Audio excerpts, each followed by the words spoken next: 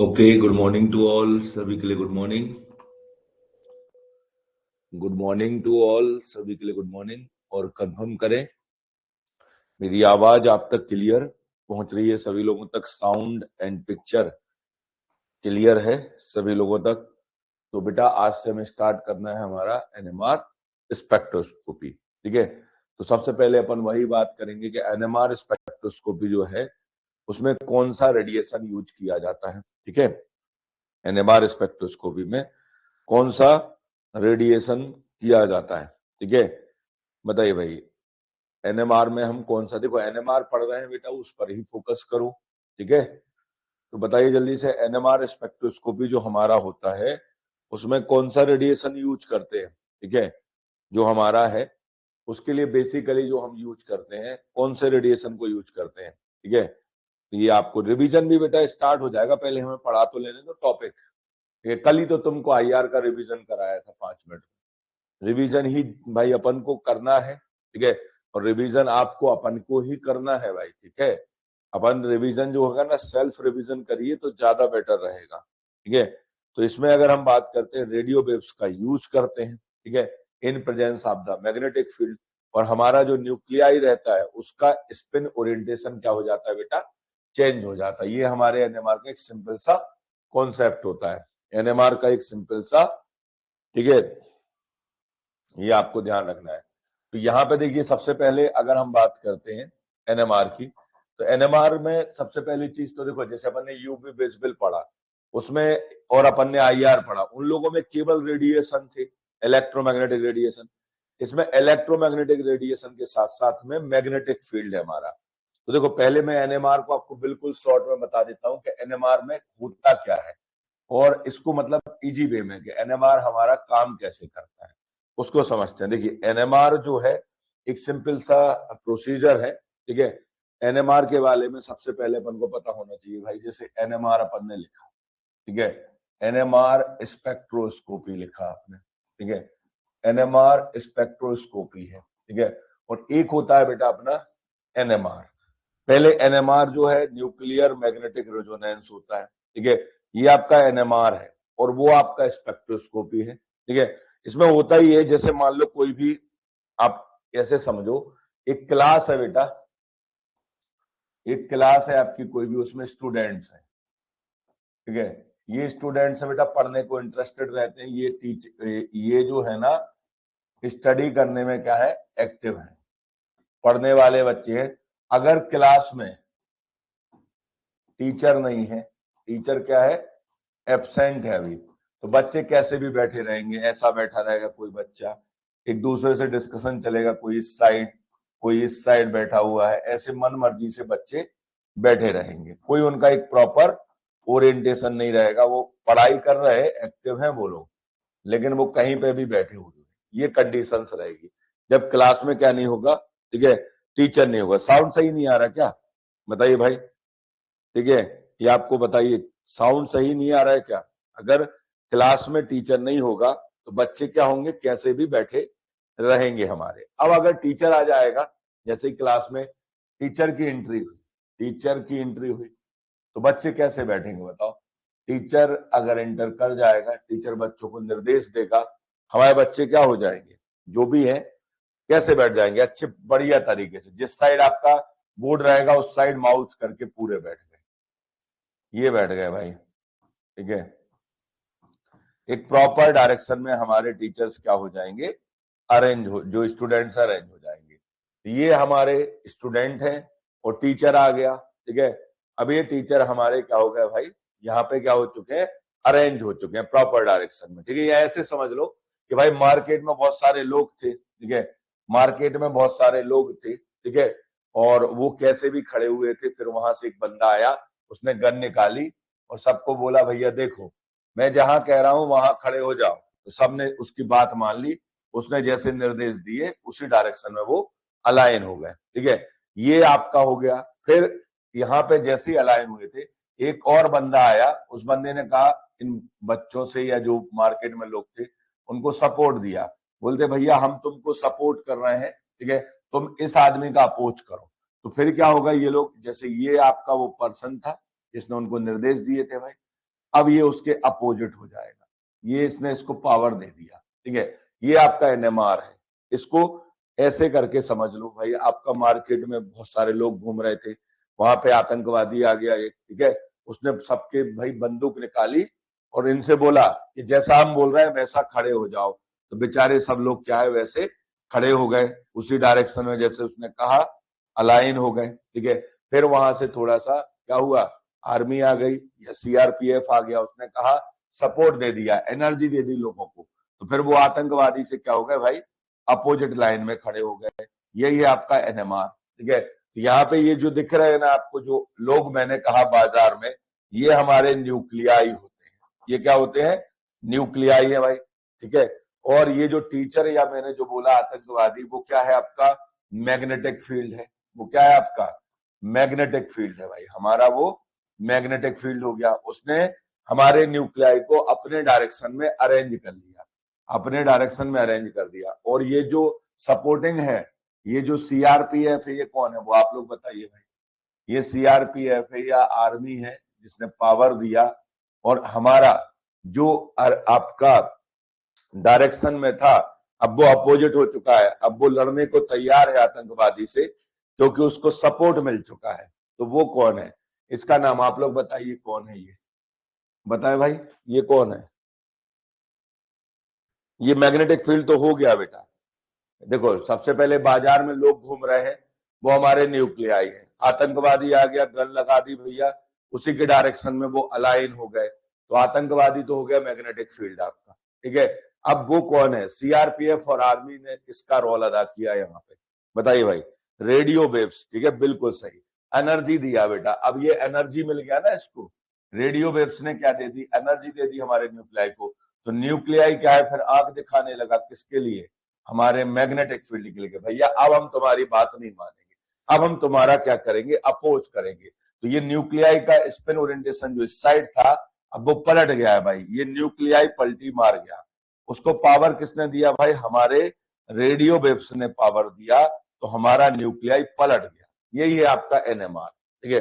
अगर ये तुम समझ गए तो एनएमआर में कोई दिक्कत नहीं है। देखो सबसे पहले कहानी कहां से शुरू होती है, हमारे बाजार में लोग घूम रहे हैं भाई, वहां आतंकवादी आ गया, तो उनने आतंकवादी ने गन लगा दिया, तो व्यक्ति लोग क्या हो गए, सब लोग उसी की बात में खड़े हो गए भाई कि अब भाई जान बचानी है, तो खड़े हो गए। अब इनके पास तो हथियार है नहीं अभी, ना इनके पास कोई पावर है। फिर धीरे से वहां से आर्मी और सीआरपीएफ आया, उसने सपोर्ट दिया, तो ये फिर अपने लोग अपोजिट हो जाएंगे और लड़ने को तैयार हो गए। यही है आपका एनएमआर, ठीक है।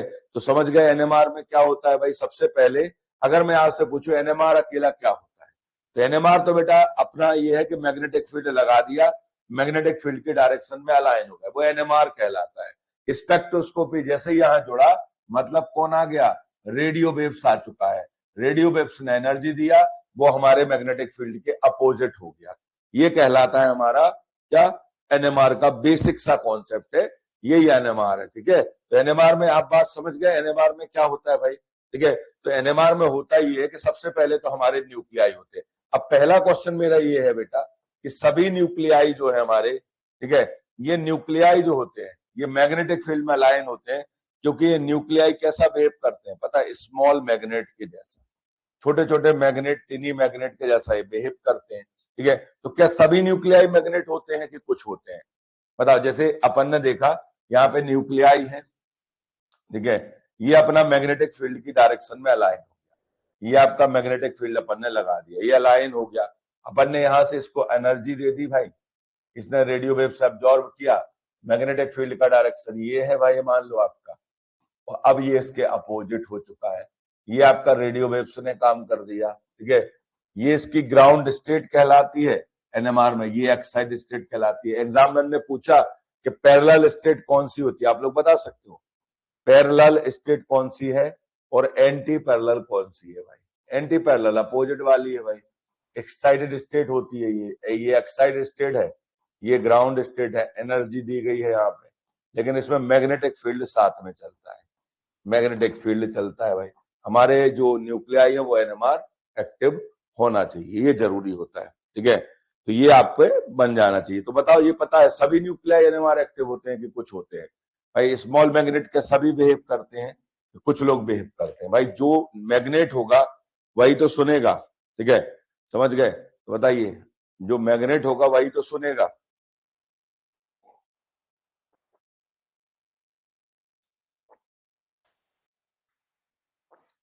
बताओ भाई, क्या सभी न्यूक्लियाई जो है हमारे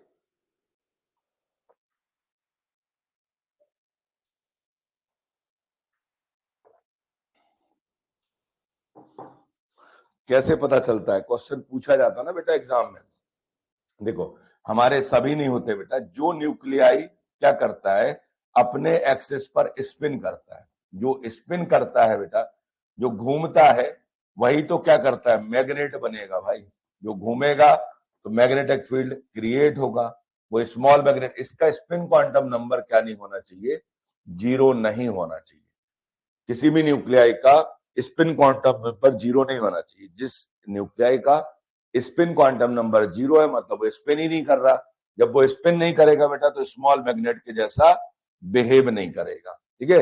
इतना सा है भाई हमारा न्यूक्लियाई, जब वो स्पिन करेगा तभी तो क्या होगा, उसमें मैग्नेटिक फील्ड हमारा जनरेट होगा। अगर वो स्पिन ही नहीं करेगा तो मैग्नेटिक फील्ड जनरेट नहीं होगा। तो यही आपको एनएमआर में पढ़ना है। अब ये हो गया एनएमआर का प्रिंसिपल, जो मैंने अभी बताया आपको। अब भाई देखिए, पढ़ने वाले इसको कुछ लोग कहते हैं अल्फा स्टेट, कुछ लोग कहते हैं इसको बीटा स्टेट, बच्चे याद करते हैं। भाई ये ग्राउंड स्टेट है, पैरेलल स्टेट है।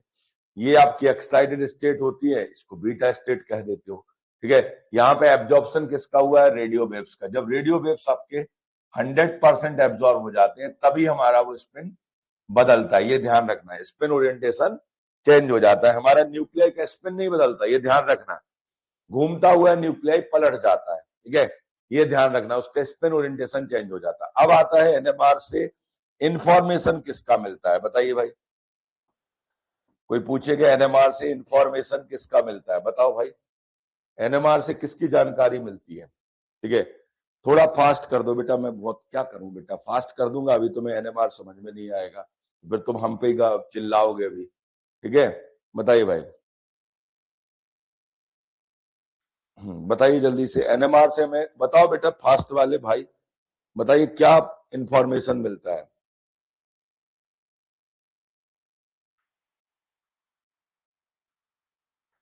प्रोटॉन का इंफॉर्मेशन मिलता है भाई। इससे अपन को ये पता चलता है बेटा, टाइप ऑफ कार्बन, कैसा कार्बन है और कैसा हाइड्रोजन है, ये ऐसा बोल सकते हो। टाइप ऑफ न्यूक्लियाई का इंफॉर्मेशन मिलता है। क्या होता है, टाइप ऑफ न्यूक्लियाई का इंफॉर्मेशन हमें मिल जाता है। तो ये तो मैंने तुम्हें समरी बताई बेटा, उसी में कुछ लोग नाराज हो गए कि सर जल्दी बता दो। हमने इतना आसानी से बता दिया, बाकी तुम किताब में पढ़ना बेटा, तो एनएमआर का तुमको प्रिंसिपल तुम्हारे 10 फीट ऊपर से निकल जाएगा, ठीक है। अब देखिए, यहाँ पे एनएमआर है हमारा, ठीक है। तो एनएमआर स्पेक्ट्रोस्कोपी का देखो, वही डायग्राम में तुमको बार बार दिखाऊंगा, तुम पे आता है इसलिए तुम्हें स्लो लगता है। ये एब्जॉर्प्शन स्पेक्ट्रोस्कोपी है, इलेक्ट्रोमैग्नेटिक रेडिएशन है, सैंपल है बेटा। अगर रेडिएशन आपने यूवी विजिबल लगाया तो इलेक्ट्रॉनिक ट्रांजिशन हो गया। आईआर रमन में वाइब्रेशनल है, रोटेशनल है आपका। और जब एनएमआर पढ़ोगे, यहाँ पे क्या होगा, न्यूक्लियर ट्रांजिशन। अगर यहीं पे तुम ईएसआर लिख दोगे तो माइक्रोवेव आ जाएंगे, इलेक्ट्रॉन बदल जाएंगे, ठीक है। ये हमारा एक जनरल सा डायग्राम होता है, अपन सभी जानते हैं। ये एब्जॉर्प्शन, ये डायग्राम भी तुम्हें कई बार दिखा दिया बेटा, ठीक है। तो इसको अच्छे से देख देख के याद करते रहो बेटा, कि यूवी विजुअल में वैलेंसी इलेक्ट्रॉन्स का इलेक्ट्रॉनिक ट्रांजिशन, अनसैचुरेशन का इंफॉर्मेशन। आईआर में अपना क्या होता है, vibrational rotational transition, function group का इंफॉर्मेशन। रमन में भी रोटेशनल वाइब्रेशनल ट्रांजिशन आपका, फंक्शन ग्रुप का इंफॉर्मेशन। रेडियो वेव्स आ जाते हैं in presence of the magnetic field. हमारा न्यूक्लियाई का स्पिन ओरिएंटेशन बदल जाता है, न्यूक्लियाई पलट जाता है भैया, ठीक है। ये हो जाता है। इससे type of carbon, type of hydrogen का इंफॉर्मेशन, ठीक है। और माइक्रोवेव में कौन आता है, इलेक्ट्रॉन का स्पिन ओरिएंटेशन चेंज होता है। इससे हमको फ्री रेडिकल और अनपेयर्ड इलेक्ट्रॉन का इंफॉर्मेशन मिल जाता है, ठीक है। और लास्ट में मास तो अपन जानते हैं, यहाँ पे हायर एनर्जी इलेक्ट्रॉन्स होते हैं, फ्रेगमेंटेशन होता है, मॉलिक्यूलर वेट का इंफॉर्मेशन। ये आपका देखिए हमारा एनएमआर स्पेक्ट्रोस्कोप का एक जनरल डायग्राम है, जैसे आईआर का बताया था। तो कुछ है भाई, आपने यहाँ पे जो इलेक्ट्रोमैग्नेटिक रेडिएशन है, यहाँ पे मैग्नेटिक फील्ड लगाया जाएगा, ठीक है। और एब्जॉर्प्शन भी होगा रेडिएशन का। पहले आपका मैग्नेटिक फील्ड आया तो आपका ये उसी डायरेक्शन में अलाइन हो गया, फिर ये अपोजिट हो गया, पलट गया, चेंज द स्पिन ओरिएंटेशन, उसका स्पिन ओरिएंटेशन बदल गया, ग्राउंड स्टेट से कहां चला गया, एक्साइड स्टेट में। ग्राउंड स्टेट में वो पैरेलल था, ठीक है, और एक्साइड स्टेट में क्या हो गया, एंटल पैरेलल हो गया। ये अल्फा स्टेट कहलाएगी, ये बीटा स्टेट कहलाएगी। ग्राउंड टू एक्साइड स्टेट चला गया, यहां से रेडियो फ्रिक्वेंसी हमें पता चल गया भाई कि रेडियो फ्रिक्वेंसी का एब्जॉर्प्शन हुआ, और हमारा ग्राफ बन गया भाई यहाँ पे आपका जो भी है हमारा intensity of the signal versus radio frequency का ग्राफ बन गया। रेडियो फ्रिक्वेंसी को अपन केमिकल शिफ्ट के फॉर्म में मेजर करते हैं, और इससे हमें प्रोटॉन का और कार्बन का इंफॉर्मेशन मिल जाता है। ये हमारे एनएमआर का बेसिक्स है, ठीक है, ये ध्यान रखना है। अब न्यूक्लियाई क्या होता है वो भी बताएंगे। एक बच्चा पूछ रहा है न्यूक्लियाई क्या होता है, आप लोग बताओ बेटा न्यूक्लियाई क्या होता है। हम भी भूल गए यार, उसने पूछा मैं भूल ही गया कि न्यूक्लियाई क्या होता है। बताओ भाई न्यूक्लियाई क्या होता है। देखो ये है तुम्हारा एक छोटा सा टर्म, आप लोग जानने लगे अच्छे से। न्यूक्लियाई बेटा जो अपने कोई भी एटम में रहता है, अगर कभी आपने लाइफ में बेटा पढ़ा हो तो ये हमारा न्यूक्लियाई होता है। इसके चारों ओर इलेक्ट्रॉन्स घूमते रहते हैं, ठीक है, इसके अंदर न्यूट्रॉन और प्रोटॉन रहते हैं, इसको कहा जाता है भाई साहब न्यूक्लियाई कहते हैं। तो न्यूक्लियाई में आपके न्यूट्रॉन प्लस प्रोटॉन होते हैं, इसको अगर जोड़ दो तो ये एटॉमिक वेट बन जाता है, और नंबर ऑफ प्रोटॉन क्या होता है, एटॉमिक नंबर होता है। इतना तो मुझे लगता है कि भाई केमिस्ट्री के स्टूडेंट होने के नाते आपको आता होगा, ठीक है। तो यहाँ पे देखिए ये न्यूक्लियर मैग्नेटिक रेजोनेंस है भाई, आपका जो मैग्नेटिक फील्ड आपने लगाया तो उसके डायरेक्शन में अलाइन हो गए हमारे जो स्मॉल मैग्नेट के जैसे बिहेव करते थे हमारे न्यूक्लियाई, वो मैग्नेटिक फील्ड के डायरेक्शन में अलाइन हो गए। ये स्पेक्ट्रोस्कोपी नहीं है, ये एनएमआर आपका केवल न्यूक्लियर मैग्नेटिक रेजोनेंस है, ठीक है, समझ गए। ये हमारा क्या होता है, न्यूक्लियर मैग्नेटिक रेजोनेंस होता है, वो मैग्नेटिक फील्ड की डायरेक्शन में अलाइन हो गया, ये एनएमआर है, ठीक है। अगर इस पर रेडियो वेव्स आ जाएंगे तो ये क्या बन जाएगा, आपका स्पेक्ट्रोस्कोपी बन जाएगा। अगर रेडियो वेव्स आएंगे तो ये बनेगा फिर आपका स्पेक्ट्रोस्कोपी। देखो ये होता है एनएमआर स्पेक्ट्रोस्कोपी। भाई आपने एनएमआर तो पढ़ा, अब उसमें रेडियो वेव्स भी लगाना पड़ेगा, ठीक है, तब बनेगा भाई वो स्पेक्ट्रोस्कोपी। तो ये ग्राउंड स्टेट है बेटा, कैसा रहता है यहाँ पे, ये मैग्नेटिक फील्ड का डायरेक्शन, ये न्यूक्लियाई का डायरेक्शन, ये मैग्नेटिक फील्ड का डायरेक्शन है भाई, और ये अपोजिट हो गया। कितना एब्जॉर्प्शन हुआ, 100% रेडियो वेव्स एब्जॉर्ब हुए। ट्रांसमिशन कितना हुआ, 0% हो गया, समझ गए। ये है, ये उसकी बीटा स्टेट कहलाएगी, ये अल्फा स्टेट कहलाएगी। इसको बोलने वाले एंटी पैरेलल बोलते हैं, बोलने वाले इसको पैरेलल बोल देते हैं। तो ये आपको बता ही दिया मैंने स्टार्टिंग में पूरा, ठीक है। रेडियो वेव्स का एब्जॉर्प्शन होता है तो हमारा न्यूक्लियाई का स्पिन ओरिएंटेशन क्या हो जाता है बेटा, चेंज हो जाता है। ये आपको याद रखना है, बहुत इजी है, स्टार्टिंग के डायग्राम में ही बता दिया था। तो ये समझ आ गया कि इसको फिर से बताएं भाई। ये ग्राउंड स्टेट एक्साइटेड स्टेट है, आप तो अंदर का भी जानने लगे। यहाँ पैरेलल है, यहाँ एंटी पैरेलल है, ये अल्फा स्टेट है, वो बीटा स्टेट है। किसका एब्जॉर्प्शन हुआ, रेडियो वेव्स का। कितना परसेंट होता है, 100% एब्जॉर्प्शन, 0% ट्रांसमिशन होता है, ठीक है। तो ये तो आपको बन जाएगा भाई, ठीक है, ओके। अब आगे चलें इसके बाद। अब देखिए एनएमआर में होता ये है आपका कि भाई दो ऑप्शन है, ये तो सब जानते होगे बेटा, किसी को इसमें दिक्कत तो नहीं है साहब। अब हमें ये देखना है कि हमारा कौन सा न्यूक्लियाई एनएमआर एक्टिव होगा। भाई मैग्नेटिक फील्ड में कौन रिस्पॉन्ड करेगा, सभी थोड़ी रिस्पॉन्ड करेंगे बेटा, ठीक है। अब मान लो बाजार में आतंकवादी आया, उसने बंदूक चलाई कि भैया खड़े हो जाओ सब लोग, हमारी बात मानो, तो एनिमल थोड़ी सुनेंगे बेटा, ठीक है, वो थोड़ी जानते कि आतंकवादी है। तो ऐसे कुछ न्यूक्लियाई जो होते हैं वो नहीं सुनते उसकी बात, वो एनएमआर एक्टिव होते ही नहीं है, ठीक है, उनको कोई मतलब नहीं है।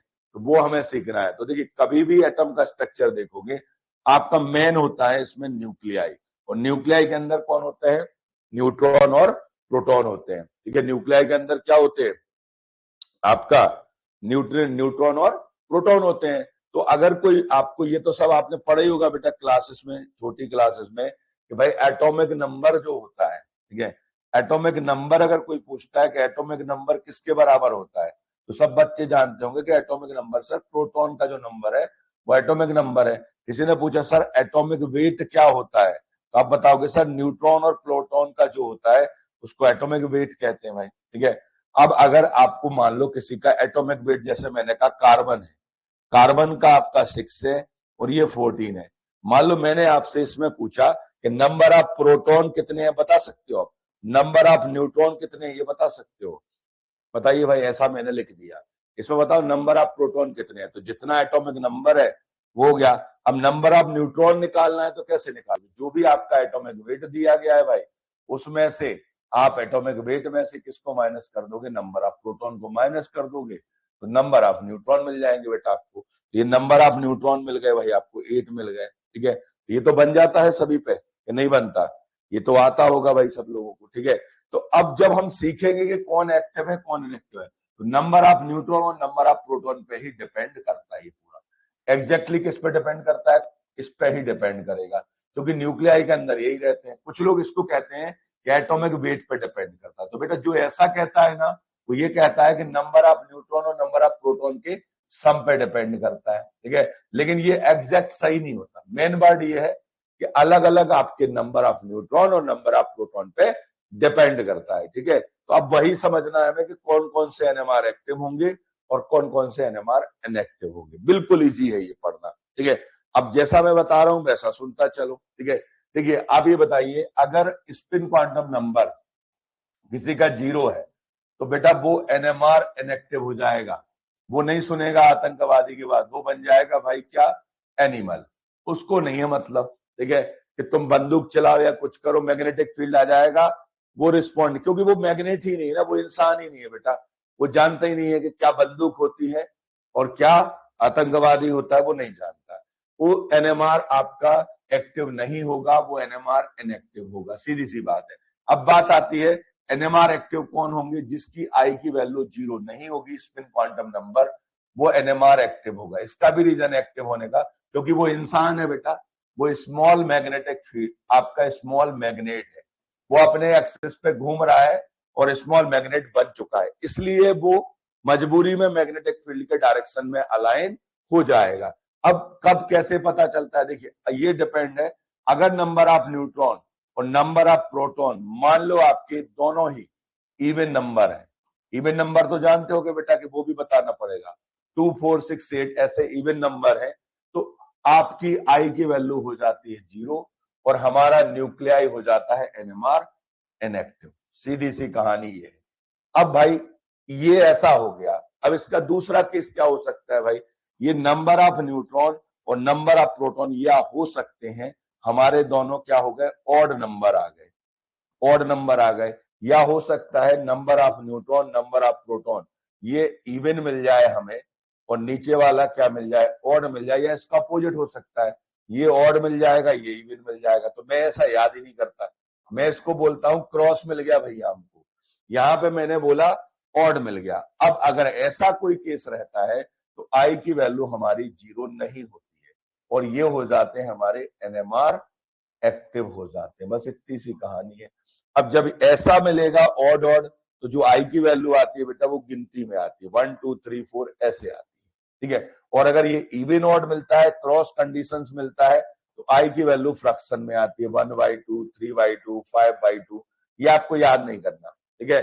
तो ये जब आपकी फ्रैक्शन में वैल्यू आती है तो इस टाइप के न्यूक्लियाई को दुनिया कहती है फर्मियोन कहती है, ठीक है। और ये जो ऐसे 1 2 3 वाले आते हैं इसको बोसोन कहा जाता है। इतना बस आपको याद कर लेना है भाई, ठीक है। तो ये अगर ऑड और ऑड रहेंगे तो आपका 1 2 3 आएगा, और अगर ये इवन ऑड रहेगा तो फ्रैक्शन में आएगा 1/2 3/2 ऐसा आएगा, ठीक है। और ये हमारे क्या हो जाएंगे? एनएमआर एक्टिव हो जाएंगे, ठीक है। समझ गए? तो ये आपको इतनी सी कहानी है। मॉड्यूल में कुछ समझ नहीं आ रहा है तो बेटा मॉड्यूल को मत देखो ना, जो हम बता रहे हैं कोई किताब में भी नहीं दिया है, ठीक है। जैसा हमने तुम्हें बताया ऐसा बुक में आज तक पढ़ा क्या तुमने? बताओ कोई एनालिसिस की बुक हो जिसमें ऐसा दिया हो तो बताओ भाई, तो आपको समझ आ जाएगा। बुक में नहीं आएगा समझ में, पहले ही कह रहा हूँ, बुक में नहीं आता ये समझ में, ठीक है। हमको भी समझने में 10 साल लग गए इसको, ठीक है। इतने जल्दी समझ में नहीं आता ये, ठीक है, समय लगता है इसको, ठीक है। तो आप ये बताओ जो हम बता रहे हैं वो समझ आ गया कि नहीं आया? बताइए भाई। ठीक है। अब बताइए भाई, कार्बन में नंबर ऑफ प्रोटॉन, तो वो एनएमआर एक्टिव कैसे? अब बेटा वो अभी बताएंगे कौन एक्टिव कौन इनएक्टिव, ये सब बताएंगे। ये इतना अगर तुम्हें समझ आ गया हो तो मैं बात आगे बढ़ाऊं, और अगर नहीं आया हो समझ में तो फिर से बता दूं भाई। जैसी आप लोग की इच्छा, ठीक है, क्योंकि एनएमआर का सबसे जरूरी काम तो यही है, ठीक है। फिर से रिपीट कर दें बेटा, देखो क्या रिपीट करें यार, number of neutron, number of proton, even even आ गए, मिल गया भैया 0, ठीक है, आई की वैल्यू हो गई 0, हम हो गए इनएक्टिव। अब अगर इवन नहीं है number of neutron, number of proton, तो क्या हो सकता है भैया, जब तुम इवन नहीं हो मालिक तो ऑड होगे, और क्या होगे तो ऑड हो गया। अगर तुम मान लो और क्या हो सकता है साहब, उल्टा चलेंगे, क्रॉस में जा सकते हैं, एक इवन एक ऑड, एक इवन एक ऑड, ऐसा हो सकता है। तो इसमें हमें फ्रैक्शन मिलता है साहब, ये फर्मियोन कहलाता है, से फ्रैक्शन फर्मियोन, ये बोसॉन कहलाता है। अब मेरा एक और क्वेश्चन है भाई, देखिए एनएमआर एक्टिव होना अच्छी बात है, एनएमआर एक्टिव हो आप, बढ़िया हो भैया, तुम सम्मानीय हो। अब एनएमआर स्पेक्ट्रोस्कोपी में यूज होना और एक आगे का स्टेप है बेटा, तो स्पेक्ट्रोस्कोपी में जो हमारे यूज किए जाते हैं वो मेनली ये वाले यूज होते हैं, जो 1/2 वाले होते हैं, इनको ही स्पेक्ट्रोस्कोपी में यूज करते हैं। ये स्पेक्ट्रोस्कोपी में इन्हीं को यूज किया जाता है बेटा, 1/2 वालों को, ठीक है, इतना आपको याद रखना। तो फिर मैं आप करा रहा हूं तुमको क्वेश्चन, ये तुम्ही को बताना है कौन एक्टिव होंगे कौन इनएक्टिव होंगे, ठीक है। तो अब मैं क्वेश्चन करा दूंगा आपको इसकी प्रैक्टिस, ठीक है। अब कार्बन छोड़ो, ठीक है, ऑड एक्टिव होता है क्या बेटा, देखो हमें नहीं पता ऑड एक्टिव होता है कि नहीं होता, जो है तुम्हारे पीछे लिखा है यार, इसको देख लो यार, मुझे नहीं पता क्या होता है, मैं नहीं जानता कुछ भी। मैंने बोला ना इवन इवन वाले इनएक्टिव होते हैं, ठीक है, और अगर इवन इवन नहीं है तो वो एक्टिव होंगे, मतलब इतना भी नहीं तुम पढ़ पा रहे हो कि यार इवन इवन है तो वो इनएक्टिव होंगे, ठीक है, और अगर नहीं है तो एक्टिव होंगे, सीधी सी तो कहानी है, ठीक है, बस इतना सा कहानी है। बोसॉन फर्मियोन दोनों एक्टिव है, एनएमआर एक्टिव दोनों होते हैं बेटा स्पेक्ट्रोस्कोपी में, लेकिन हम फर्मियोन को यूज करते हैं, ठीक है, ध्यान रखना है। अब चलते हैं अपन आगे की ओर, यहाँ पे अब भाई किसी ने आपसे पूछा कि साहब यहाँ से हमने लिखना शुरू किया 1H1, बस एक्टिव इनएक्टिव बताना है तुमको, 1H2 1H3 लिख दिया मैंने, यहाँ पे लिख दिया भाई कार्बन 6 12 लिख दिया, कार्बन का 6 लिख दिया, 13 लिख दिया, ऑक्सीजन लिख दिया बेटा 8, आपका 15 लिख दिया, ऑक्सीजन 8 16 लिख दिया, सब लिख दे रहा हूं मैं, आप लोग कोई बताना है भाई। और क्या लिखे, नाइट्रोजन लिख दिया, नाइट्रोजन 7 आपका 14 हो गया, नाइट्रोजन आपका 7 जो हो गया 15 हो गया, फ्लोरीन लिख दिया मैंने, फ्लोरीन 9 18 लिख दिया, ठीक है, ये लिख दिया भाई, क्लोरीन लिख दिया मैंने, यहाँ पे 17 35 लिख दिया मैंने, ठीक है, और किसको लिखा, आपका सल्फर भी लिख दिया, आपका सल्फर आपका 16 32 लिख दिया। बताइए भाई, ये आपको ही बताना है कौन से, देखो कुछ लोग इसको गलत पढ़ाते हैं, बहुत सारे लोग, यूट्यूब पे भी दिया है, कुछ लोग कहते हैं, देखो वो क्या कहते हैं मैं पहले बता दे रहा हूँ, वो कहते हैं एटॉमिक वेट अगर ऑड है तो एनएमआर एक्टिव होगा, ऐसा वो लोग पढ़ा देते हैं, लेकिन ये 100% करेक्ट नहीं है, कुछ जगह उनकी ये वाला कॉन्सेप्ट गलत हो जाता है।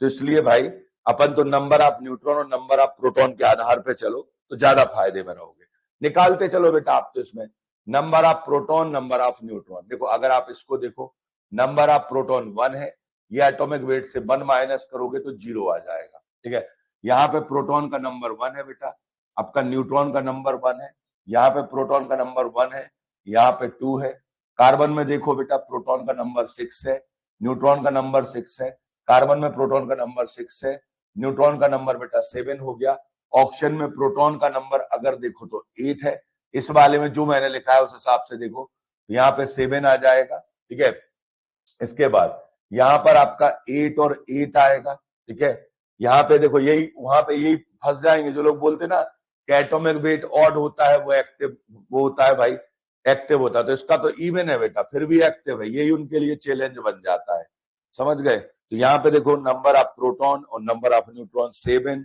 और 7 मिल गया, इसमें आपका 7 है भाई, और यहाँ पे आपका 8 आ जाएगा, इसको देखो भाई 9 है और हमारा यहाँ पे 9 आ गया, इसमें यहाँ पे देखो 17 है, यहाँ पे आपका 18 आ गया, और यहाँ पे देखो साहब 16 है और 16 आ गया। अब आप खुद बता दीजिए बेटा कौन एक्टिव होगा कौन इनएक्टिव होगा, बोसॉन फर्मियोन छोड़ो अभी, वो अपन बाद में देखेंगे, बताइए भाई। अब आप बताओ, आपको ही बताना है, आप लोग खुद ही कर सकते हो, ये हमारे बताने से थोड़ी कुछ होगा। ऑड ऑड वाला फ्रैक्शन में आता है, मॉड्यूल में दिया है, सही कर लो बेटा उसको तुम, ठीक है, समझ गए, उसको सही कर लो, हम इसलिए तो तुम्हें पढ़ा रहे हैं, ठीक है, उसको सुधार लो।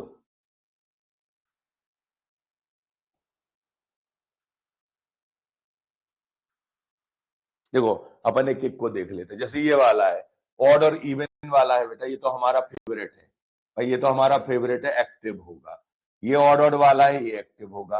अब ये भी ऑड, ये भी एक्टिव होगा। ये आपका इनएक्टिव होगा क्योंकि इवन इवन नंबर है।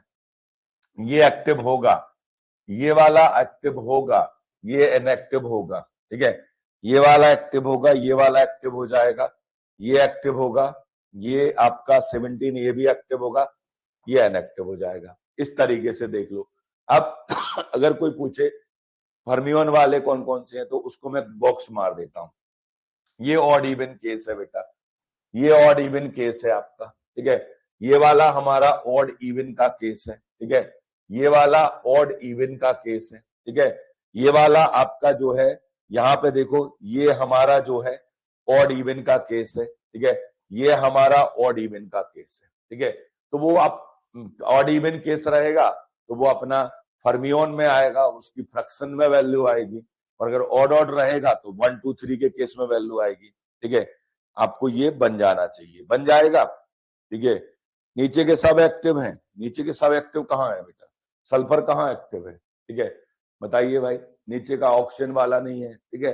तो इनको आप बन जाना, एग्जाम में आता है बेटा, ये इंपॉर्टेंट सेक्शन है एनएमआर का, मतलब सरल सा क्वेश्चन है, तो आगे बढ़ जाए, बन जाएंगे आप लोग पे, तो फिर मैं आगे पढ़ाना शुरू करूं, बताइए भाई, बनेगा। रिपीट कर दें आप भाई, रिपीट ही तो कर रहे हैं यार इतनी देर से, वो क्या कर रहे हैं भाई। Number of neutron, number of proton, odd और इवन भैया एक्टिव, ऑड और odd active, odd even active, even even inactive, even odd active, even odd active, even even inactive, odd odd active, odd even active, ठीक है। ये active, ये active, ये inactive. ले भाई रिपीट कर दिया, और बताओ, फिर से कर दे। नाइट्रोजन वाला इनएक्टिव, कहाँ का इनएक्टिव नाइट्रोजन, देख लो भैया यार, नाइट्रोजन कहां से इनएक्टिव हो जाएगा, उसमें 7 एटॉमिक नंबर है बेटा। न्यूट्रॉन प्रोटॉन का नंबर जब 7 आ गया, एक और आपको मिल गया, तो बेटा एक्टिव तो हो गई। ऊपर पता काय के लिए देखना पड़ता है भाई, ऊपर नजर काय मारते हैं, कोई बता सकता है भाई। हमसे कोई पूछेगा, मैं ऊपर देखूंगा तक नहीं कभी, मैं पता ऊपर कब देखूंगा, जब हमें एटॉमिक नंबर अगर हमें इवन दिखेगा तो मैं नजर ऊपर मारूंगा, वरना काय को नजर को खराब करेंगे हम भाई। अगर हमें ये ऑड दिख गए तो भैया ये तो एक्टिव हो ही गए ना, जब इवन ये मिलेगा तो मैं ऊपर नजर मारूंगा, वरना जरूरत ही नहीं है भाई, इसको देखने की जरूरत भी क्या है। ये 7 ऑड मिल गया, बात खत्म करो ना यहीं पे। हाँ, अगर कोई तुमसे ये पूछने लगे कि बोसॉन है कि फर्मियोन है, या फिर हमें एटॉमिक नंबर इवन मिल रहा है, तो फिर हमें ऊपर देखना है, वरना ऊपर देखने की भी जरूरत नहीं है। जब फ्लोरीन है, फ्लोरीन कह रहा है यार तुम ऊपर ऊपर मत देखो ना यार, काय को दिख रहे, मिल तो गया हूं तुमको 9, खुश रहो इतने ही में तुम, ठीक है भाई। अगर एटॉमिक नंबर ऑड मिल गया तो काम खत्म वही है ना। अब अगर मान लो एटॉमिक नंबर अगर इवन मिलता है तो हमें ऊपर देखना है, या फिर हमें ये पता करना है साहब बोसॉन है फर्मियोन, तो ऊपर देखना है, ऊपर देखने की जरूरत ही नहीं है, ठीक है, समझ गए। 9 कहाँ है, तो भैया ये 9 और 9 तो भैया एक्टिव है, यही तो बोला मैंने आपको, ठीक है। तो ये आपका छोटा सा कॉन्सेप्ट है, ठीक है।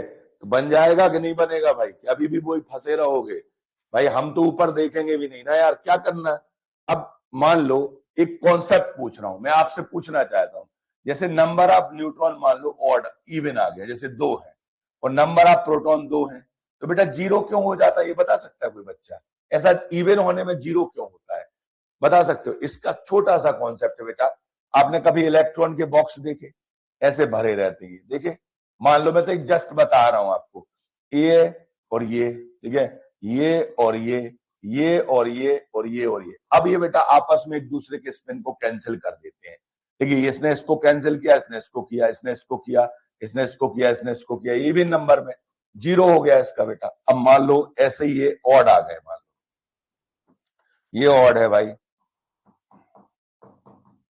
ये बहुत अंदर की बात बता रहा है, तो मैं कोई नहीं बताएगा। अब ये ऑड है, ऑड वाले में देखो एक बच गया ना स्पिन, ये तो खत्म हो गए, लेकिन ये तो बचा ले गया ना, तो स्पिन आ गया इसका, ठीक है। अब मान लो ये, मान लो आपका न्यूट्रॉन है, ठीक है, सपोज ये +1/2 तुमको दे रहा है, ऊपर की ओर है, ठीक है। ऐसे ही मान लो ये आपने उसका बनाया, इसका प्रोटॉन का मान लो, सेम बॉक्स आपका बन गया भैया, ये बन गया। अब बताओ इसका भी +1/2 आ गया। अब न्यूट्रॉन के बाहर जब निकालोगे, ये ऑड ऑड वाले हैं, तो +1/2 और +1/2 जुड़ के क्या हो गए, 1 हो गए, जो तुम्हें बता रहे थे हम कि 1 2 3 मिलता है ऑड और ऑड में। अब मान लो ऑड और इवन का केस है, मान लो ये इवन हो गया, तो बेटा इसका तो 0 हो गया ना। अब इसमें +1/2 और +0, तो बाहर क्या निकलेगा, फ्रैक्शन निकलेगा। ये बहुत अंदर की बात है भाई, जो समझदार होगा उसको समझ में आ जाएगा, और जिसको नहीं आया समझ में तो टेंशन मत लेना भाई। अगर कोई हमसे पूछे कि सर ऑड ऑड में 1 क्यों आता है, तो अपन उसको बता सकते हैं ना भाई कि दोनों का जो बचता है ना एक एक, उसको जोड़ देते हैं तो वो 1 हो जाता है। इवन ऑड में सर फ्रैक्शन क्यों आता है, तो भाई जब ये तो आपका एक इवन है तो ये तो कुछ नहीं करेगा, इसी का बचेगा बेटा, तो उसका ये 1/2 बच जाता है, तो उसका हमें फ्रैक्शन दिख जाता है। मतलब ये अंदर की बात है, कोई नहीं बताएगा आपको, ये चीज तो मैंने बता दिया। अगर समझना चाहते हो तो, नहीं समझना चाहते तो ऐसे कोई मैंडेटरी नहीं है वो चीज, ठीक है।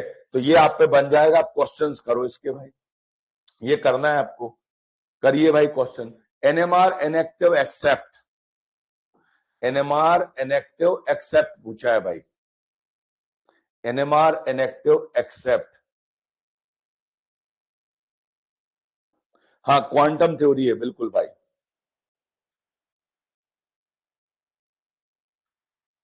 बताओ जल्दी से, पढ़ लो अच्छे से क्वेश्चन। देखो एनएमआर इनएक्टिव लिखा है, इनएक्टिव को छोड़ के बताना है, मतलब आपको एक्टिव बताना है। एनएमआर एक्टिव कौन है, कुछ लोगों ने तो ऑल दे दिया आंसर, जल्दी में बहुत रहते हो बेटा तुम। देखिए ये इवन है तो हमें मजबूरी में ऊपर देखना पड़ेगा। प्रोटॉन इसमें 6 मिल गया हमको, न्यूट्रॉन इसमें 6 मिल गया, इसका चैप्टर यही खत्म हो गया। आपस में लड़ बड़ के बेटा निपट गए ये लोग, इनका स्पिन हो गया 0। इसमें भी यही कहानी है बेटा, ये इवन नंबर हमारा प्रोटॉन है, ऊपर देखेंगे न्यूट्रॉन भी हमें ऑड मिल गया, लड़ बड़ के ये लोग निपट गए, ठीक है। यहीं पे काम खत्म इनका, ठीक है। तो ये दोनों तो हमारे क्या हो गए, इनएक्टिव हो गए। अब ऑल हो नहीं सकता बेटा, इसमें नंबर ऑफ प्रोटॉन हमारा 6 था, ऊपर देखना पड़ेगा हमको। तो न्यूट्रॉन यहाँ पे किस्मत से हमें 7 मिला, हमारे लिए बढ़िया आदमी मिला, ये फ्रैक्शन वाला मिला और एक्टिव भी मिला, तो ये आपका हो गया भाई। तो हमारा बी आंसर आएगा बेटा इसका। इसको भी हमारे कुछ लोगों ने क्या कर दिया, गलत कर दिया भाई, ठीक है।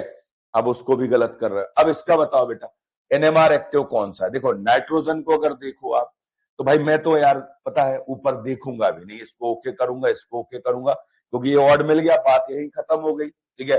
अब इसको देखना पड़ेगा भैया, क्योंकि 8 मिला है तो ऊपर हमें नजर मारना पड़ेगी। प्रोटॉन 8 मिल गया है, इसमें आपका नंबर ऑफ न्यूट्रॉन कितने मिल जाएंगे, ये मिलेंगे भाई आपका 5 मिल जाएगा, ठीक है सपोज। तो ये हो जाएगा भाई आपका, एक्चुअल में यहाँ पे कार्बन लिखना था मेरे को, ये लिखना था कार्बन 6 और 13, ऐसा लिखना था। तो नंबर ऑफ न्यूट्रॉन यहाँ पे क्या हो जाते भाई, हमारे 7 हो जाते, और प्रोटॉन हमारे क्या हो जाते यहाँ पे 6 हो जाते, क्योंकि ऑप्शन का ऐसा आइसोटोप नहीं होता है। अब दे दिया है तो ये भी एक्टिव हो जाएगा, तो ऑल आएगा, ठीक है। क्या आएगा, ऑल आंसर आ जाएगा, ठीक है। समझ गए, तो ये आपको ध्यान रखना है, समझ गए। तो ये बहुत सरल चीज है और बहुत कठिन चीज भी है, ठीक है। अब जैसे मान लो अगर मैं आपसे पूछूं कि आपको स्पिन बताना है, तो उसका एग्जैक्ट मेथड क्या है। देखो कुछ लोग एटॉमिक वेट के आधार पे बोलते हैं, कुछ टीचर पढ़ाते हैं एटॉमिक वेट कहते हैं वो, कि एटॉमिक वेट अगर ऑड होगा तो वो एक्टिव होगा। ये बात उनकी सही तो है, करेक्ट है, लेकिन 100% करेक्ट नहीं है। किसके लिए नहीं है, देखो जैसे ये आ गया आपके सामने भाई, आप इसके लिए तो ये बात सही हो जाएगी, ठीक है, आपका इसके लिए सही हो जाएगी, लेकिन इसके लिए क्या करोगे बेटा, इसके लिए तो आपकी ये बात गलत हो गई, ठीक है, और इसके लिए ये बात सही हो जाएगी, ठीक है। ऐसे ही नाइट्रोजन के केस में देख लो भाई, ये 14 वाला है, इसके लिए आपकी ये वाली बात गलत हो जाएगी, इसके लिए सही हो जाएगी, ठीक है। तो कुछ चीजों में फिर वो कॉन्सेप्ट गलत हो जाता है, ठीक है। एटॉमिक वेट ऑड होने से हमारे एनएमआर एक्टिव होते हैं, लेकिन सभी नहीं होते, ये कोई गारंटी नहीं है, ठीक है। आई की वैल्यू नंबर में कैसे आती है, समझ नहीं आया बेटा, मैंने तुम्हें बता तो दिया, वो तुम्हें थोड़ी समझना है यार। आई की वैल्यू नंबर में कैसे आती है, उसके लिए क्वांटम फिजिक्स खोलो और पढ़ो भाई। अपन तो याद करके रखो कि ये 1 2 3 आती है, अगर ये ऐसे आती है तो ऑड वाला केस है, अगर फ्रैक्शन में आता है तो वो हमारा कौन सा है भाई, वो अपना आपका फर्मियोन वाला केस है, ऑड इवन का केस है। तुम ही तो कह रहे थे बेटा कि बहुत जल्दी पढ़ा रहे हो सर, स्लो पढ़ा रहे हो, ठीक है, और अब तुम ही कह रहे हो कि तुमको समझ में नहीं आया, ठीक है। ओके, तो बन जाएगा भाई। नाइट्रोजन 7 इनएक्टिव है बेटा, नहीं भैया, हम जो पढ़ा रहे हैं वो पत्थर की लकीर है बेटा। तुम्हें अगर कुछ लिखा है ना कहीं तो सुधार लेना उसको, ठीक है। तुम कह रहे हो कि नाइट्रोजन 17 जो 14 है ये एनएमआर इनएक्टिव होता है। किसने कहा ये एनएमआर इनएक्टिव होता है? एनएमआर एक्टिव होता है बेटा। ये भैया बोजोन है, डंडा से मारेगा तुमको, कहेगा हम बोजोन है साहब, हम ऑड और ऑड वाले, हमारे स्पिन होते हैं 1 2 3 वैल्यू आती है हमारी, ठीक है। स्पेक्ट्रोस्कोपी में नहीं होते यूज क्योंकि हम फर्मियोन नहीं है, ठीक है। लेकिन एनएमआर एक्टिव तो हूं, ठीक है, समझ गए। तो याद रखो इसको। और अगर तुम्हें वो भी सीखना है कि 1/2 क्यों आता है तो वो भी तुम्हें बताया था, मैंने डिब्बा बना के बताया था। समझदार बच्चा एक बार में समझ गया होगा कि भैया इवन इवन में सब लड़ बढ़ के खत्म हो जाते हैं, ठीक है। और ऑड में जो एक का 1/2 बचा, दूसरे का 1/2 बचा, तो वो 1 दे देता है। और जो अगर ऑड इवन का केस रहता है उसमें 1/2 इसलिए आता है, एक तो बेचारा 0 है, एक ही बचा है हमारा ऑड वाला, तो 1/2 दे जाता है। मैंने ये आपको बता दिया है, ठीक है। इसको ध्यान रखो अच्छे से। ओके, तो आगे चलें हम भाई, कि और अपन इसी को पढ़ते रहे, 10 दिन तक पढ़ा रहे, इतना तो है ये, और कुछ नहीं है इसमें बेटा, ठीक है। तो ये सब आपको मैंने बता दिया है। अब आगे चलते हैं एनएमआर में। भाई एक वर्ड होता है फ्लिपिंग ऑफ द प्रोटॉन, ये जानते हो क्या होता है? फ्लिपिंग ऑफ प्रोटॉन क्या होता है, बता सकता है कोई बच्चा? एक और क्वेश्चन मेरा बेटा आप लोगों से, भाई अपन पढ़ते हैं बेटा C13 एनएमआर, पढ़ते हैं, यही पढ़ते हैं, C13 एनएमआर स्पेक्ट्रोस्कोपी पढ़ी जाती है बेटा, ठीक है। इसका कोई रीजन बता सकता है? C13 एनएमआर स्पेक्ट्रोस्कोपी पढ़ोगे बेटा, आप ये प्रोटॉन एनएमआर स्पेक्ट्रोस्कोपी पढ़ते हो, प्रोटॉन एनएमआर स्पेक्ट्रोस्कोपी पढ़ते हो। देखो एक्टिव होना अलग बात होती है और स्पेक्ट्रोस्कोपी में पढ़ना अलग बात होती है, ठीक है। आप ये क्यों नहीं पढ़ते बेटा? नाइट्रोजन आपका 14 स्पेक्ट्रोस्कोपी, ये क्यों नहीं पढ़ी जाती? बता सकता है इसका कोई रीजन? ये नहीं पढ़ते बेटा, ये भी एनएमआर एक्टिव है, ये भी एनएमआर एक्टिव है, ये भी एनएमआर एक्टिव है, तो अपन इन्हीं को क्यों पढ़ते, इसको क्यों नहीं पढ़ते स्पेक्ट्रोस्कोपी में? बता सकते हो भाई? कई बार देखो जीपेट वाले भी गलत क्वेश्चन पूछते। उन्होंने क्या पूछा एक बार क्वेश्चन कि एनएमआर स्पेक्ट्रोस्कोपी या एनएमआर स्पेक्ट्रम कौन देगा, ऐसा क्वेश्चन आया था आपके जीपेट में ही। उन्होंने ये ऑप्शन में दिया था साहब कि आपका कार्बन है हमारा 612 है, बी ऑप्शन में दिया उन्होंने आपके लिए ऑक्सीजन 8 16 दे दिया, सी ऑप्शन में उन्होंने कहा नाइट्रोजन 17 14 दे दिया, और डी ऑप्शन में उन्होंने कहा आपका जो ऑप्शन दिया उन्होंने सल्फर दिया 1632। इसका आंसर क्या होगा बताओ? NMR spectrum generated by the which of the following compound. ये क्वेश्चन आपके जीपैट का है जो मैंने वहां लिखा। बताइए भाई, ये क्वेश्चन देखा जाए तो सही नहीं था, लेकिन फिर भी हमें आंसर तो लगाना था इसमें, ठीक है। बताइए क्या लगाओगे? नन तो है ही नहीं उसमें ऑप्शन में, फिर क्या करोगे? नन नहीं है ऑप्शन में, फिर क्या करोगे?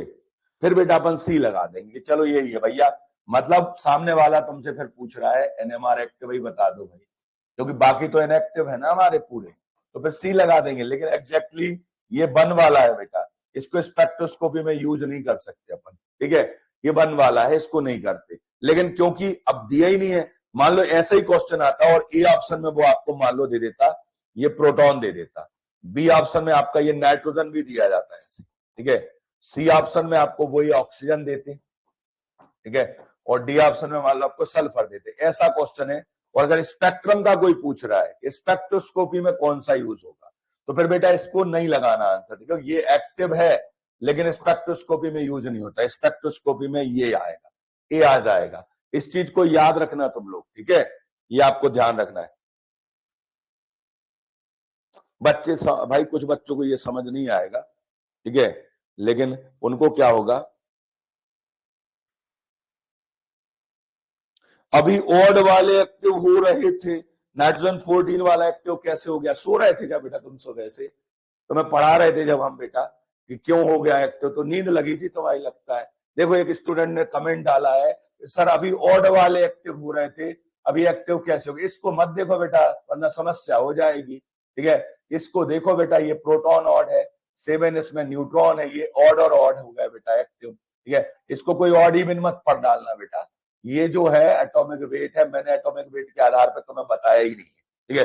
कुछ लोग बताते हैं, उनसे पूछना है क्वेश्चन कि भैया 14 वाला एक्टिव कैसे हो गया, तुम तो पढ़ा रहे थे अभी कि एटॉमिक वेट ऑड होना चाहिए। कुछ पढ़ाते हैं बहुत सारे लोग, बड़े बड़े टीचर, ठीक है, तो उनसे पूछना, ये यार हमसे थोड़ी पूछोगे तुम, ठीक है। हमने तो तुम्हें वो चीज बताई कि बिल्कुल सही, ठीक है, समझ गए।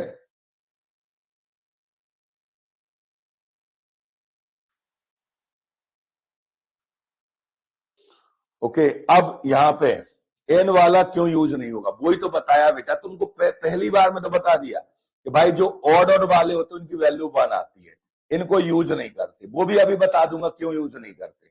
उसके लिए तो ये लिखा था मैंने क्वेश्चन कि भाई ये वाली स्पेक्ट्रोस्कोपी नहीं होती क्योंकि इसकी आई की वैल्यू 1 आती है, ये हमारा बोसॉन है, इसको यूज नहीं करते पर ये फर्मियोन वाले यूज होते, उसका भी रीजन बता देता हूं। अब देखो उसका रीजन क्या होता है। अब ये बताओ, जैसे आपने नाइट्रोजन का एनएमआर करने का सोचा, आपने कहा नहीं सर हम तो करेंगे, आज हमारा दिमाग खराब हो गया, हम करेंगे इसका एनएमआर, ठीक है। आपने कहा साहब ये एनएमआर एक्टिव है, ठीक है, एनएमआर एक्टिव हो गया, ठीक है।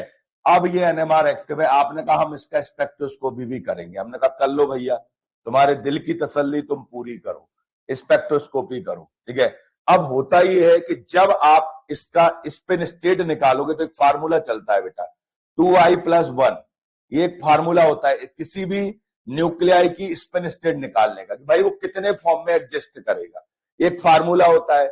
आपने कहा सर इसका जो वैल्यू आ रहा है ना 1 आता है ना, मैं इसमें रखूंगा, मैं अपने दिल की तसल्ली करूंगा। आपने स्पिन स्टेट निकालने के लिए इसमें रखा, 2 × 1+1 किया बेटा, तो आपकी 3 स्पिन स्टेट कितनी आई बेटा, हमारी 3 स्पिन स्टेट आ गई, ठीक है। अब ये 3 स्पिन स्टेट आई हैं, अब कौन कौन सी 3 होंगी बेटा, वो एक तो होगी उसकी +1 वाली बेटा, ठीक है, एक उसकी +1 वाली है, एक उसकी 0 आएगी और एक आएगी -1। अब बताओ इन तीनों स्टेट की वैल्यू सेम है या डिफरेंट है, इतना बस मुझे बताओ, वैल्यू जो आपकी है आपकी सेम है या डिफरेंट है, कि केवल इनमें डायरेक्शन बस बदल रहा है कि वैल्यू बस बदल रही है, ये बताइए। 3 स्टेट बनेंगी इसकी, एक +1 में रहेगी, एक 0 रहेगी, एक -1 में रहेगी। अब इसमें मगर हम पूछें कि भाई इसमें क्या क्या चेंज हो रहा है, स्पिन का ओरिएंटेशन चेंज हो रहा है क्या, केवल ये बताओ, स्पिन ओरिएंटेशन चेंज हो रहा है या फिर इसमें अमाउंट भी बदल रहा है। भाई वैल्यू भी तो बदल रही है, अमाउंट भी चेंज हो रहा है। और एनएमआर का कहना स्पष्ट है बेटा कि हमारा केवल न्यूक्लियाई का स्पिन ओरिएंटेशन चेंज होना चाहिए, आपका वैल्यू नहीं बदलना चाहिए। आपकी भाई जैसे हम है ना, तो हमें अभी पैर मेरे नीचे है ना, तो भाई सिर नीचे जाएगा मेरा, यही होगा, हमारा जो वैल्यू है वो तो सेम रहेगा, ठीक है। तो अब इसको कैसे यूज कर लोगे बेटा, यहाँ पे जो वैल्यू है इसकी स्पिन की वो डिफरेंट होती है, इसलिए इसको स्पेक्ट्रोस्कोपी में यूज नहीं कर सकते, समझ रहे। अब बोलोगे सर उसको क्यों ले लेते हैं हम, उसमें क्या अच्छाई है। मान लो आपने ये प्रोटॉन उठाया या कार्बन 13 उठाया, इनको मैंने पहले भी तुम्हें समझाया भाई कि इसमें देखिए प्रोटॉन को तो ध्यान से देखो, इसके पास न्यूट्रॉन तो है ही नहीं बेचारे के पास, प्रोटॉन अकेला है और उसका भी आपका एक डायरेक्शन बस है, वो ऑड है, तो इसकी आई की वैल्यू कितनी आ जाती है भाई, 1/2 आ जाती है। अब इसका स्पिन स्टेट निकालिए बेटा, वही तुम्हारा फार्मूला 2i+1 तुमने लगाया, m = 2 × 1/2+1 आ गया, तो स्पिन स्टेट तुम्हारी कितनी आ गई, इसमें 2 आ गई भैया, बात बन गई। एक जाता है ये +1/2 में, ठीक है, और एक जाता है -1/2, ये तुम्हारी ग्राउंड स्टेट बेटा, ये तुम्हारी एक्साइड स्टेट जो अभी तुम्हें पढ़ाए, ये तुम्हारी बीटा स्टेट, जो तुम्हारी अल्फा स्टेट, ये पैरेलल स्टेट, ये एंटी पैरेलल स्टेट, ये यूज हो जाएगा हमारा, बस, ठीक है, ये आपका यूज हो जाता है, ठीक है। आई का वैल्यू 1 कैसे आया, देखो आई का वैल्यू 1 कैसे आया, ये तुम्हें सीखने की जरूरत नहीं है, पता है। और अगर तुम सीखना चाहते हो ना, तो तुम्हें मैं बता चुका हूं, लेकिन तुम देखने नहीं चाहते, तुम अपनी आंखें बंद करे हो बेटा, फिर से बता देता हूं। देखो ये तुम्हें कोई नहीं बताएगा, एनएमआर में ना किसी किताब में लिखा है कि आई की वैल्यू 1 आती कैसे है, और आई की वैल्यू 1/2 कैसे आती है, और आई की वैल्यू 0 कैसे होती है, ये तुम्हें कोई नहीं बताएगा। ये तुम्हें ये होगा, ये 1 तब आती है जब नंबर ऑफ न्यूट्रॉन और नंबर ऑफ प्रोटॉन क्या होते हैं, ऑड होते हैं। आई की वैल्यू 1/2 कब आती है, जब एक ऑड और एक इवन होता है तब आती है। और 0 कब हो जाती है, तब दोनों इवन होते हैं। ये अपन को याद रखना है भाई, ठीक है। ऊपर वाले दोनों हमारे क्या होते हैं, एनएमआर एक्टिव होते हैं, ये तुमको पढ़ा दिया। उसके अंदर भी अगर जाओ तो इस बंदे को कहा जाता है बोसॉन। इसको स्पेक्ट्रोस्कोपी में यूज कर नहीं पाते हम, अभी रीजन बताया। इसको हम कर लेते हैं क्योंकि इसमें केवल डायरेक्शन बदलते हैं, वैल्यू सेम चलती है, इसको हम फर्मियोन कहते हैं। अब अगर इसके अंदर भी तुम जाना चाहते हो बेटा, अगर तुम्हारा दिमाग चलता होगा तो तुम बता लोगे, बिल्कुल सरल है। देखिए भाई, जैसे मैंने ये डिब्बा बनाया, इस डिब्बे को देखना, ये तुम्हारा न्यूक्लियाई है। अब यहाँ पे दो बंदे हैं, ये अब ये भरे पड़े हैं भाई, ये तुम्हारा न्यूट्रॉन का नंबर है, ये तुम्हारा प्रोटॉन का नंबर। ये डिब्बा बना हुआ है भाई, ये एक दूसरे के स्पिन को खत्म कर रहे हैं। अब मुझे बताओ बाहर कितना स्पिन आएगा, बाहर क्या आएगा, कुछ नहीं आने वाला बेटा। इसने इसको कैंसिल किया, इसने इसको कैंसिल किया, इवन में सब आप अपने आप को कैंसिल कर बैठे। इसका यहां से 0 मिला, इसने भी कैंसिल कर दिया, इसका 0 मिला, तो हमारा ओवरऑल 0 आ गया भाई, ठीक है। ये नीचे वाला केस। अब ऊपर वाला देखो भाई, आपके ऑड है, मान लो 2 हमारे हैं और एक ये ऑड बच गया बेटा, इनने अपने आप को कैंसिल किया। इसका +1/2 था, मान लो ये तुम्हारा न्यूट्रॉन है, ठीक है। अब मान लो यहाँ प्रोटॉन भी है, इसका इवन है, ये भी ऑड है, इसका भी 1/2 बेटा बच्चा। जब दोनों का बाहर निकालोगे तो 1/2 और 1/2 को जोड़ दोगे बेटा, तो हमें लगता है कि 1 आता होगा, ये 1 देता है, इसलिए ये ऐसे आती है आई की वैल्यू। अब आता है भाई हमारा ऑड इवन का केस, जो हमारा फेवरेट है। ये देखिए भाई, ये ऑड है आपका, और मान लो हमारे प्रोटॉन इवन हो गए। अब बताओ, प्रोटॉन कह रहा है साहब हमारा तो 0 है, न्यूट्रॉन ने कहा भैया हमारा 1/2 है, तो न्यूक्लियाई ने कहा भैया हमें तुमसे थोड़ी मतलब है, ओवरऑल वैल्यू 1/2 आ जाती है। ये समझने के लिए है, तो ये आप समझ सकते हो, जरूरत नहीं है वैसे इसकी, ये याद कर लो तुम। उसके अंदर का भी तुम्हें बता दिया कि भाई क्यों होता है ऐसा। अब तो बन जाएगा कि अभी भी दादा वहीं बैठे रहोगे, नहीं सर हमें नहीं होता याद, क्यों होता है ऐसा, ठीक है। तो भाई आपको सब तो बता दिया, अब उसके बाद और क्या रह गया, ठीक है। इतना कोई नहीं बताएगा तुमको कभी, ठीक है, समझ गए। तुम देखना एक आध बार एनएमआर का कोई वीडियो देखो, कोई बुक पढ़ो, ये बहुत क्वांटम फिजिक्स होती है ये, ठीक है। अपन को तो ये ध्यान रखना है कि आई की वैल्यू 0 है तो एनएमआर एक्टिव है, ठीक है, और आई की वैल्यू 1/2 है तो ये स्पेक्ट्रम में यूज होता है। ये इसका भी रीजन बताया भाई क्यों होता है, क्योंकि इसमें ओनली स्पिन चेंज होता है, स्पिन ओरिएंटेशन चेंज। इसमें स्पिन भी बदलता है, वैल्यू भी बदलती है, इसलिए हमारे काम का नहीं है ये, ठीक है। स्पिन स्टेट देखो, कुछ लोगों को देखा मैंने, उनने निकाला भैया, क्वेश्चन दिया कि भाई इसकी स्पिन स्टेट निकालिए। मान लो इसकी स्पिन स्टेट किसी ने पूछी थी, शायद एक क्वेश्चन था, मैंने यही देखा था, ये टीचर साहब एक्सप्लेन कर रहे थे कि इसकी स्पिन स्टेट बताओ, कितनी स्पिन स्टेट होंगी, नंबर बताइए कितनी होंगी। तो वो बता रहे थे 2 होंगी। इसकी कहां से होंगी बेटा, 2i + 1 आता है। अब बन जाएगा कि भैया इसकी वैल्यू 1 क्यों आती है, तो ऑड ऑड वाला है तो 1 आएगी, 2 × 1 + 1 आएगा। तो यहाँ पे 3 स्पिन स्टेट होंगी, कौन सी होगी, 0 होगी, -1 होगी, +1 होगी। स्पेक्ट्रम में यूज नहीं कर पाएंगे, ठीक है। तो एनएमआर में यही सबसे टफ चीज थी बेटा, वो आज अपन ने पढ़ ली। बस अब इसके बाद ज्यादा कुछ नहीं रह गया, नंबर ऑफ सिग्नल, ठीक है। अब 3/2 निकालना है, 5/2 निकालना है, तो बेटा वो ऐड होते जाते हैं, बड़े बड़े नंबर ऐड होंगे, उतना जानने की जरूरत नहीं है आपको, ठीक है, समझ गए। अब वो भी आप बता सकते हो, जैसे आप एक बच्चे ने पूछा 3/2 कब आएगा, अब तुम बताओ 3/2 कब आएगा। 3/2 बेटा तब आएगा जब 2 में तुम 1/2 जोड़ोगे, ठीक है। तो ये आगे बढ़ते चले जाओगे ना जैसे, तो ये आपका 3/2 हो गया। ये आपको भाई आगे पूरा कैलकुलेटिव होता है, क्वांटम फिजिक्स से ये हमारा, ठीक है, समझ गए। प्रोटॉन के अकॉर्डिंग क्यों चेक नहीं करते, अब बेटा वो उनसे पूछो जिन्होंने एनएमआर की डिस्कवरी की होगी साहब, कि प्रोटॉन, क्वांटम फिजिक्स वालों को क्वेश्चन था वो ये वाला, भाई प्रोटॉन अकेले से क्यों नहीं देखते, प्रोटॉन अकेला न्यूट्रॉन के अंदर, न्यूक्लियाई के अंदर कौन रहता पहले बताओ। एनएमआर का नाम बोलो, ठीक है, और अपने दिल से पूछो भाई एनएमआर में न्यूक्लियाई है, न्यूक्लियाई के अंदर कौन रहता है बताओ, न्यूक्लियाई के अंदर कौन रहता है, न्यूट्रॉन प्रोटॉन दोनों पे डिपेंड करेंगे। एक और क्वेश्चन पूछ रहा था, पूछ ही नहीं पाया तुम लोग की बातों में, भाई ये बताओ, अपन बोलते हैं प्रोटॉन एनएमआर, भाई ये प्रोटॉन एनएमआर बोलते हैं, क्यों बोलते हैं बेटा प्रोटॉन एनएमआर, उसको एक्चुअल नाम तो इसका ये है भाई कि न्यूक्लियाई भाई रहता है भाई, तो इसको प्रोटॉन एनएमआर नाम क्यों दिया गया, इसका कोई रीजन बता सकता है भाई। प्रोटॉन एनएमआर क्यों कहते हैं हम भाई, C13 को तो अपन C13 एनएमआर कहते हैं, ये सही बात है भाई, ठीक है, लेकिन अपन प्रोटॉन एनएमआर क्यों कहते हैं, कोई रीजन बता सकता है। प्रोटॉन एनएमआर को प्रोटॉन एनएमआर क्यों कहते हैं, ट्विन स्टेट वाला बता दो फार्मूला। ये होता है भाई 2i + 1 यार भाई, ये फार्मूला है, अभी पढ़ा देंगे आगे की क्लास में, चिंता क्यों कर रहे हो। बताइए भाई, प्रोटॉन एनएमआर क्यों कहते हैं इसको? पता प्रोटॉन एनएमआर क्या कहते हैं? वो बेचारा गरीब आदमी है ना, कह रहा है यार भाई मेरे पास न्यूट्रॉन तो है ही नहीं भैया, जीरो है, प्रोटॉन बस होता है, तो तुम चाहे मुझको न्यूक्लियाई बोल दो, प्रोटॉन बोल दो, तो मेरे को अच्छा लगता है भाई, प्रोटॉन अकेला ही तो है उसके पास, तो इसलिए प्रोटॉन एनएमआर कह देते हैं।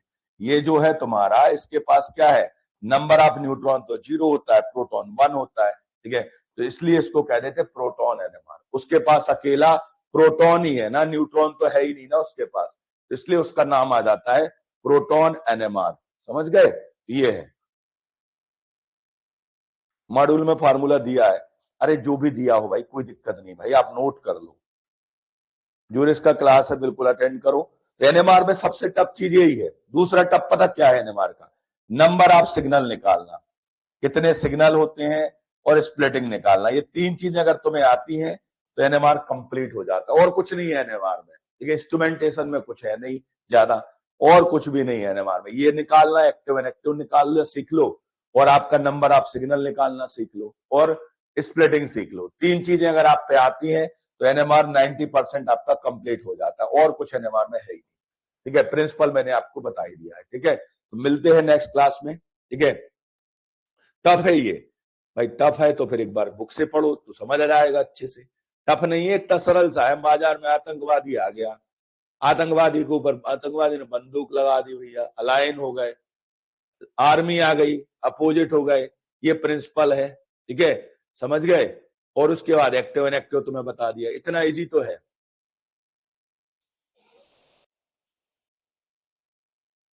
कितने क्लास में कंप्लीट होता है सर एनएमआर? बेटा देखो, डिपेंड करता है तुम्हारे क्वेश्चंस पर। तुम जैसे क्वेश्चन पूछोगे वैसे हमारा आगे बढ़ने का तरीका होता है। ठीक है,